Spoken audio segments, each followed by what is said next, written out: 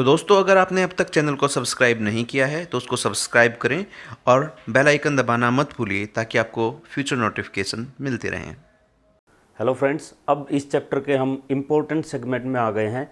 इससे पहले वाले वीडियो में हमने डिस्कस किया ट्रू सॉल्यूशन, कोलोइड और सस्पेंशन में क्या डिफरेंस है। तो कोलोइड्स की प्रॉपर्टीज़ को एक बार फिर से देख लेते हैं, क्योंकि इसमें 2-3 पॉइंट्स ऐसे हैं जहां से बार बार आपसे क्वेश्चन पूछ सकते हैं हायर क्लासेस में भी। तो बाकी बातें तो हमने पढ़ी कोलोइड्स में, जैसे एग्जाम्पल आपको याद होगा ज़रूर, मिल्क है, जैसे क्या है, कोलोइडल सॉल्यूशन है। इंक है, क्या है, कोलोइडल सॉल्यूशन है। इसी तरह ब्लड है, कोलोइडल सॉल्यूशन है। तो इन अगर मिक्सचर की बात करें, कैसा मिक्सचर है, तो ये हिट्रोजीनियस मिक्सचर होता है। मीन्स इसमें अलग अलग कंपोनेंट्स डिफरेंट रेशियो में मिले हुए हैं। अगर इसके फेजेस की बात करें तो 2 फेजेस इसके अंदर होती हैं। एक को बोलते हैं डिस्पर्स्ड फेज और एक को बोलते हैं डिस्पर्शन फेज, या मीडियम भी बोल देते हैं इसको, डिस्पर्स्ड मीडियम या डिस्पर्शन मीडियम। अब ये क्या नई चीज़ यहाँ पर आ गई, देखिए पहले हम सॉल्यूशन में क्या बात करते आ रहे हैं, एक सोल्यूट है जो घुल जाता है, दूसरा सॉल्वेंट है उसका पार्ट जो घोल लेता है। उन्हीं का एक किस्म से आप ये माने यहाँ पर नाम बदल दिया गया है। जो सोल्यूट है उसको अब बोला जा रहा है डिस्पर्स्ड फेज, और जो सॉल्वेंट है जो घोल रहा है वो क्या है, डिस्पर्शन फेज। और बाकी कोई इनमें डिफरेंस नहीं है। अगर स्टेबिलिटी की बात करें तो ये पहले हमने पढ़ा है, जो कोलोइड हैं ये क्या होते हैं, अनस्टेबल होते हैं। लेकिन अगर आप कोई स्टेबलाइजर इनमें डाल दें तो उससे ये स्टेबल हो सकते हैं, हो जाते हैं। फिल्ट्रेशन की बात करें तो आपको पता है कि नॉर्मल फिल्टर पेपर से तो बात बनेगी नहीं, लेकिन पार्चमेंट पेपर वगैरह से आप इनको फिल्टर कर सकते हैं। इसके अलावा जो प्रॉपर्टीज़ बच गई, जैसे एक होती है ब्राउनियन मूवमेंट। एक साइंटिस्ट हुए हैं रॉबर्ट ब्राउन, इंग्लैंड के साइंटिस्ट थे ये। इन्होंने ये बताया कि जो कोलोइडल पार्टिकल्स हैं वो एक जगह स्थिर नहीं है, फिक्स नहीं है, वो लगातार मूवमेंट करते हैं। और वो मूवमेंट किसी डायरेक्शन में नहीं है, कोई निश्चित डायरेक्शन नहीं है उसकी, वो क्या है, वो जिगजैग है। तो ये जो जिगजैग मोशन होती है, टेढ़ी मेढ़ी zigzag movement of colloidal particles, इसको क्या कहा जाता है, इसको बोलते हैं ब्राउनियन मूवमेंट। जैसे पार्टिकल ये है, यहाँ ये घूमता हुआ यहाँ, फिर यहाँ, यहाँ से यहाँ, फिर यहाँ से यहाँ, फिर यहाँ से यहाँ, इस टाइप से जो जिगजैग मोशन होगी, ये एरो के निशान आप दिखा सकते हैं। जिगजैग मोशन जो पार्टिकल्स की है, किसके पार्टिकल्स की, कोलोइडल पार्टिकल्स की, उसको क्या कहा जाता है, ब्राउनियन मूवमेंट। अब एक और प्रॉपर्टी जो इंपॉर्टेंट है वो है टिंडल इफेक्ट। टिंडल इफेक्ट क्या होता है, जो कोलोइडल पार्टिकल्स होते हैं, कोलोइडल सॉल्यूशन है। देखिए नोट्स के बारे में मैंने देखा कुछ स्टूडेंट्स अब भी व्हाट्सएप पर या कमेंट में पूछ रहे हैं कि नोट्स कहाँ मिलेंगे। तो वेबसाइट है, नीचे ये जो ब्लैक पट्टी इसके ऊपर वेबसाइट लिखी हुई होगी, यहाँ पर आपको मिल जाएंगे नोट्स, इनके रिटन नोट्स। अच्छा, बात करते हैं टिंडल इफेक्ट की। तो टिंडल इफेक्ट एक्चुअली क्या है, ये है scattering of light.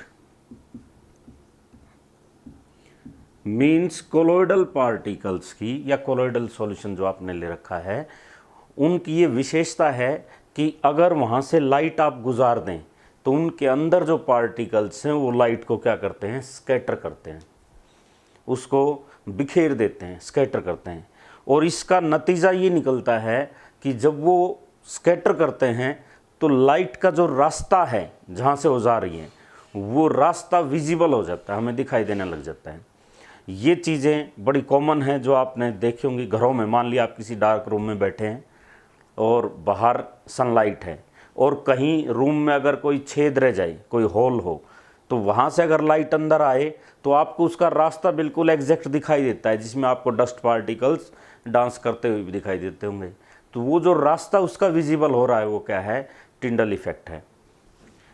Scattering of light due to which what happens, path of light becomes visible, light का रास्ता क्या हो जाता है, विजिबल हो जाता है।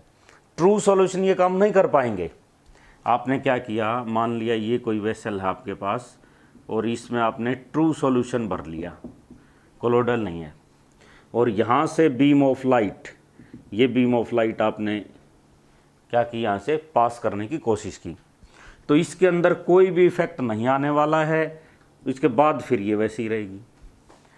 लेकिन अगर यहीं पर कोलोइडल सॉल्यूशन हो तो क्या होगा, जैसे ये लाइट आएगी इसका रास्ता यहाँ इसके अंदर ये विजिबल हो जाएगा, हमें दिखाई देगा ये लाइट इसके अंदर से यहाँ से जा रही है।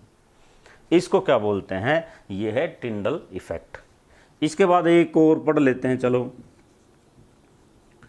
इलेक्ट्रोफोरेसिस, ये प्रॉपर्टी है कोलोइडल सॉल्यूशन की। ये क्या होता है, अगर कोलोइडल सॉल्यूशन है और वहाँ आप इलेक्ट्रिक फील्ड अप्लाई कर दें तो क्या होगा, कोलोइडल पार्टिकल्स की मूवमेंट होती है towards electric field, electric poles या इन इलेक्ट्रिक फील्ड आप कहें। तो ये जो मूवमेंट होती है कोलोइडल पार्टिकल्स की, कब, जब आप उस पर इलेक्ट्रिक फील्ड अप्लाई करते हैं, इसको कहा जाता है इलेक्ट्रोफोरेसिस। तो ये कुछ मेन प्रॉपर्टीज अपनी थी किसकी, कोलोइडल सॉल्यूशन की। इसके बाद आखिरी सेगमेंट में हम पहुंच गए हैं जिसमें हम ये पढ़ेंगे कि सेपरेशन ऑफ मिक्सचर कैसे होता है, यानी उसके कंपोनेंट्स कैसे अलग होंगे, और सबसे लास्ट में फिजिकल और केमिकल चेंजेस में आपस में क्या डिफरेंस होते हैं। तो सारे इस वीडियो में कवर नहीं हो पाएंगे, लेकिन कुछ जो मिक्सचर के सेपरेशन की टेक्निक्स हैं वो इसमें बात करते हैं, और फिर लास्ट वीडियो इस चैप्टर का आएगा, उसमें फिर बची हुई सारी बातें हम करेंगे। तो अब बात करते हैं सेपरेशन ऑफ मिक्सचर।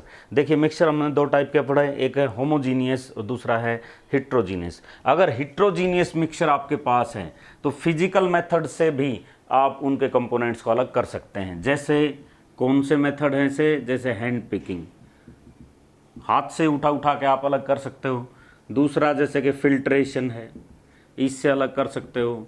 या जो चलनी होती है यानी कि सीविंग, इसमें से छान कर भी आप इसको अलग कर सकते हो। होमोजीनियस अगर है तो उसमें फिर आपको अलग से स्पेशल टेक्निक्स लगानी पड़ेंगी, जिनके बारे में 2-3 मेथड्स में इस वीडियो में पढ़ेंगे, बाकी अगले वीडियो में पढ़ेंगे। तो उनकी बात करते हैं। सबसे पहले है इवेपोरेशन। जनरल बात है, पहले भी आप पढ़ते हैं, इवेपोरेशन मीन्स लिक्विड किस में चेंज होगा, वेपर्स में या गैसेज में चेंज हो रहा है। तो इवेपोरेशन में क्या होगा, देखिए ये मेथड आप वहाँ पर अप्लाई करेंगे कंपोनेंट्स को अलग करने के लिए जहाँ पर सोलवेंट क्या होता है, वोलाटाइल।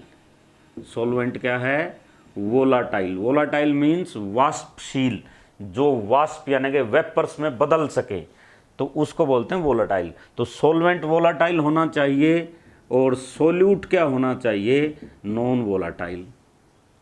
जैसे कि इंक और वाटर है, ये एक सॉल्यूशन है, इसको अलग करना है तो हम इवेपोरेशन से कर सकते हैं, क्योंकि वाटर है वोलाटाइल, वो वेपर्स में बदल सकता है, इंक नहीं बदलेगी। तो ये अगर अपने पास मिक्सचर है तो इसको आप क्या कर दें, हीट करें। हीट करेंगे तो वाटर का बताइए क्या होगा, वाटर होगा इवेपोरेट, और बच क्या जाएगा, इंक। यही हमें कंपोनेंट्स से अलग करने थे, एक इवेपोरेट होगा, दूसरा अपने पास बच गया। सेंट्रीफ्यूगेशन। सेंट्रीफ्यूगेशन क्या है, यानी घुमा दो उसको। जैसे घरों में अब आजकल ज़्यादा यूज़ नहीं होता, गांव में ही होता अब तो, कि दूध से जैसे मक्खन लही बनाते हैं तो उसको घुमाया जाता है मशीन डाल के। तो वही काम यहाँ है, बहुत हाई स्पीड पर हम लिक्विड को क्या करते हैं, व्हर्ल करते हैं, घुमाते हैं। इसकी वजह से क्या होगा, उस लिक्विड के अंदर जो हमें नंगी आंख से दिखाई नहीं दे रहे, वो सस्पेंडेड पार्टिकल्स होते हैं। तो वो जो सस्पेंडेड पार्टिकल्स हैं वो उससे क्या होता है, अलग हो जाते हैं। तो ये जो टेक्निक है जिसमें सस्पेंडेड पार्टिकल्स को अलग किया जाता है by whirling the liquid at large speed या हाई स्पीड, उसको बोलते हैं सेंट्रीफ्यूगेशन। जैसे कहाँ यूज़ होता है, जैसे कि मिल्क से आपको क्रीम बनानी है तो यही मेथड यूज़ होता है। इसके अलावा ब्लड के कंपोनेंट्स अगर अलग करने हैं तो वहाँ पर भी ये मेथड यूज़ होता है सेंट्रीफ्यूगेशन का।